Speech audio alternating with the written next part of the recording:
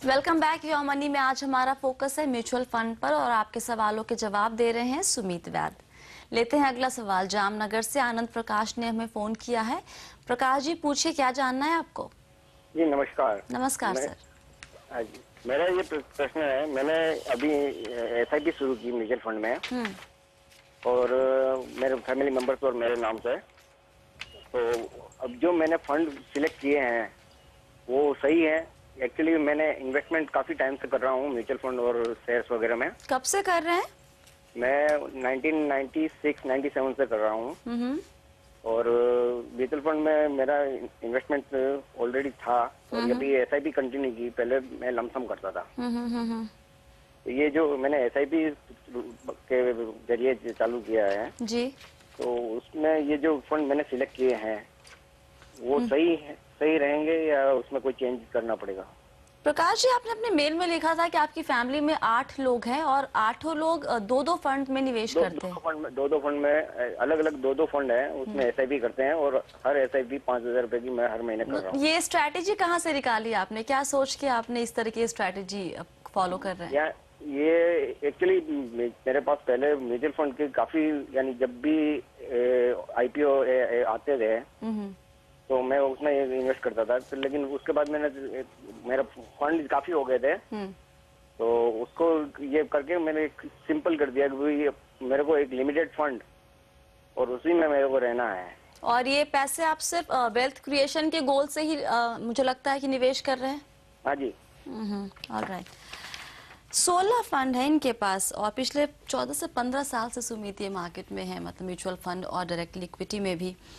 क्या लगता है ये स्ट्रैटेजी जो है 8 लोग दो फंड, ये स्ट्रैटेजी कहाँ तक ठीक लगती है आपको?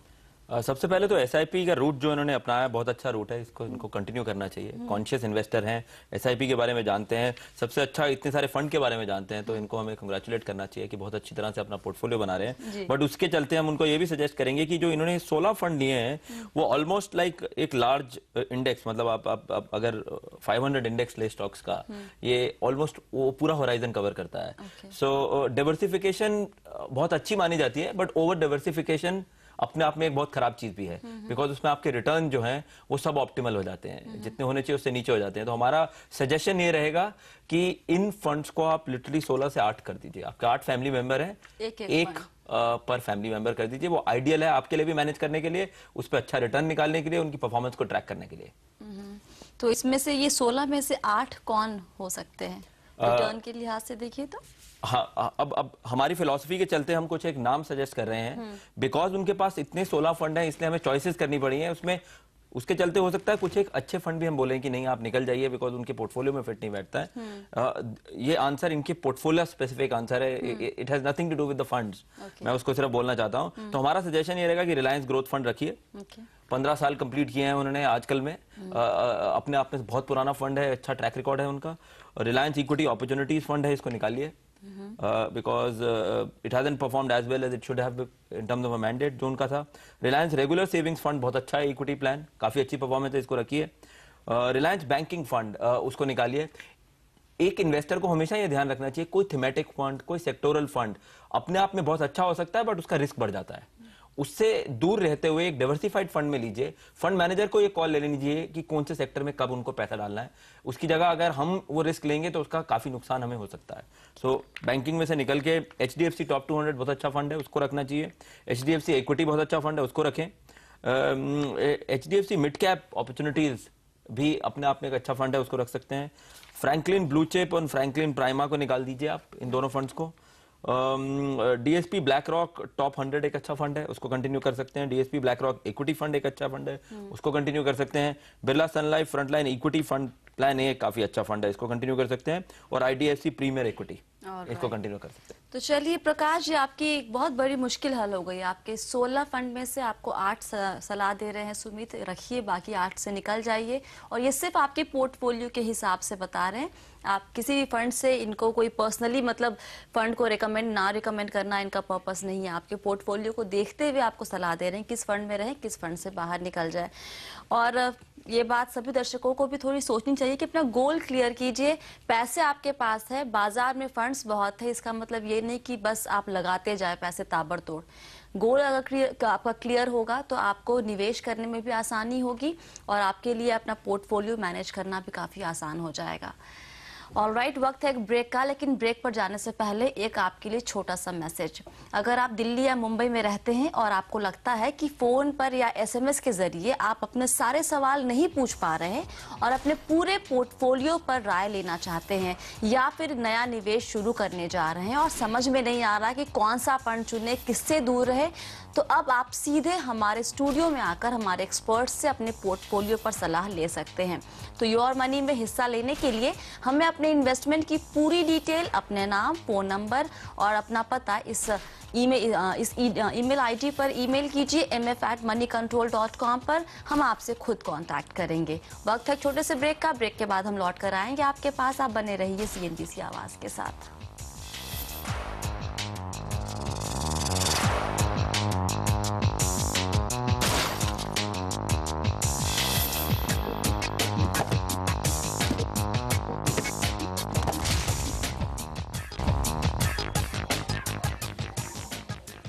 वेलकम बैक योर मनी में। आज हमारा फोकस है म्यूचुअल फंड पर और आपके सवालों के जवाब दे रहे हैं सुमीत वैद।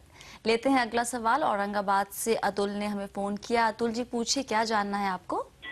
मैम, मेरे पास में LIC की पॉलिसीज है 3। एक न्यू बीमा किरण और 2 जीवन आनंद। एक मेरे वाइफ के नाम पे है जी।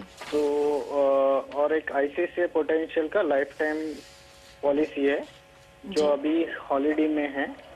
ओके। तो मैं जानना चाहता हूँ this much insurance is sufficient because मेरा टोटल सम एश्योर्ड है न्यू बीमा किरण में 2 लाख रुपीज, जीवन आनंद में 3 लाख रुपीज और जो वाइफ के लिए है उसके लिए 2 लाख रुपीज। ठीक है। और एक अतुल, आपके सवाल हमारे पास है, हमारे पास वक्त की थोड़ी सी कमी है, हम जल्दी जल्दी आपको जवाब देने की कोशिश करेंगे। सुमित, इनके कम से कम 4 या 5 सवाल थे। पहला ये कि इनके पास एक घर है जिसके लिए उन्होंने लोन ले रखा है, जानना चाहते हैं कि इस प्रॉपर्टी को निकल जाए और पुणे में कोई प्रॉपर्टी कर दे। ये अपनी कंप्लीट इनफैक्ट फाइनेंशियल प्लानिंग चाहते हैं। सवाल आपके सामने भी है, तो आप जरा उसका सवाल के जवाब फटाक दे दीजिए। अतुल जी का पहला क्वेश्चन उनके घर के बारे में है कि औरंगाबाद में उनका घर है और वो पुणे में रहते हैं, सर्विस करते हैं, उनको क्या करना चाहिए। अगर उनका डिसीजन ये है कि वो अपना आगे का करियर पुणे में बताना चाहते हैं तो उनके लिए काफी अच्छा होगा कि वो अभी औरंगाबाद का घर बेच के पुणे में घर ले, बिकॉज प्रॉपर्टी प्राइसेस बढ़ रहे हैं जिस तरह से, उस तरह से वेट करने की कोई जरूरत नहीं है। So that is one suggestion. उसके लिए आपको अपना लोन अमाउंट कितना लेना चाहिए, EMI कैलकुलेशन, वो अपने आप में एक अलग एक्सरसाइज है, मगर आपको सिर्फ हम ये सजेशन देते हैं। उसके बाद दूसरा आपकी ज्वेलरी के तालिक क्वेश्चन है। 3 लाख रुपए की ज्वेलरी है और उसको आप इन्वेस्ट करना चाहते हैं तो हमारा सिंपल एडवाइस आपको होगा कि अपनी ज्वेलरी को आप कभी मत टच कीजिए। वो एक आपका पर्सनल एसेट है, वो आपके वाइफ के लिए आपने लिया हुआ है, किसी और पर्पस के लिए लिया हुआ है, उसको आप रखिए। वो एक इमरजेंसी प्लानिंग के लिए हमेशा यूज की जाती है, किसी और पर्पस के लिए नहीं, तो उसको आप टच मत कीजिए। तीसरा क्वेश्चन है SBI mutual fund, SBI tax advantage series 1 growth fund of 700 units. How long should I keep it in this, purchase, withdrawing it. ये अगर आप देखें इसको तो ये ELSS स्कीम है। इन्होंने इस स्कीम में 2007 में डाला था, मार्च 2007 में। सो 3 साल इनको हो चुके हैं, वो इसमें से निकल सकते हैं। इस स्कीम की परफॉर्मेंस अभी काफी डिसेंट है। सो हमारा एडवाइस रहेगा कि आप इसमें इन्वेस्टेड रहिए। ऐसा कोई अभी आपके पास ऑप्शन नहीं है। अगर कुछ टाइम पे आपको पैसा चाहिए होगा तब आप निकल सकते हैं, but you can stay invested, इसमें आप रह सकते हैं अपना पैसा। उसके बाद ICICI प्रूडेंशियल की पॉलिसी के बारे में इन्होंने लिखा है कि उन्होंने हॉलिडे लिया है और कुछ वो बता रहे थे कि उनकी वाइफ के नाम पे और 2 लाख का सम एश्योर है। तो सबसे अच्छी चीज करिए कि इन्होंने उनका प्रीमियम देना बंद करके हॉलिडे ले लिया है। कभी भी यूलिप को आप ज्यादा कंटिन्यू मत कीजिए, बिकॉज उसके अंदर आपका लॉन्ग टर्म में एक्सपेंसेस ज्यादा जाता है। आप इसको ऐसे ही रहने दीजिए और ये सेल्फ फंडेड पॉलिसी हो जाएगी जब तक अपने आप पे चलती है। उसके बाद उनका क्वेश्चन है कि लाइफ इंश्योरेंस एडिक्वेट है या नहीं। आई थिंक 5 लाख रुपए का कवर कुछ अतुल जी ने अपने नाम पे बताया और 2 लाख उनकी वाइफ के नाम पे। उनका जिस तरह का इन्वेस्टमेंट प्रोफाइल है, जिस तरह का वो घर लेना चाहते हैं और जो बाकी उनकी इनकम दिख रही है हमें, उसके हिसाब से ये अंडर इंश्योरेंस है। उनको मिनिमम 50 लाख रुपए का टर्म कवर लेना चाहिए और वो कुछ भी एक ऐसे इंश्योरेंस कंपनी या अच्छी ब्रांड से ले जिसमें चीपेस्ट टर्म कवर मिले। उसको कंफ्यूज ना करें इन्वेस्टमेंट से अतुल जी, ये 2 अलग चीजें हैं, इंश्योरेंस और इन्वेस्टमेंट।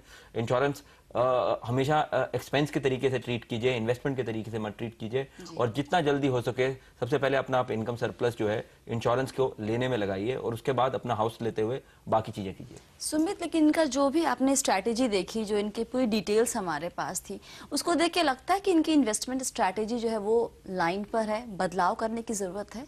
अगर आप देखें तो हमें इन्वेस्टमेंट तो एक्चुअली दिखा ही नहीं है, बिकॉज घर का जो डिसीजन है वो प्राइमरी हाउस है आपका, वो इन्वेस्टमेंट नहीं है, वो अपने रहने के लिए ले रहे हैं। ज्वेलरी अगेन एक इसेंशियल पीस है, इमरजेंसी इन्वेस्टमेंट है रादर देन इन्वेस्टमेंट। और उसके बाद थोड़े बहुत SBI के यूनिट्स हैं, और फिर इंश्योरेंस है। इंश्योरेंस अपने आप में इन्वेस्टमेंट कभी भी नहीं मानी सकती।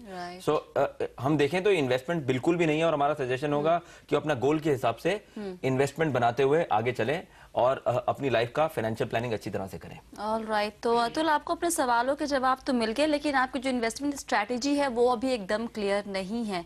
आपको थोड़ा उस पर फोकस करना होगा, गोल बनाइए और उसके हिसाब से इन्वेस्टमेंट करना शुरू कीजिए। इंश्योरेंस आपकी इन्वेस्टमेंट नहीं है।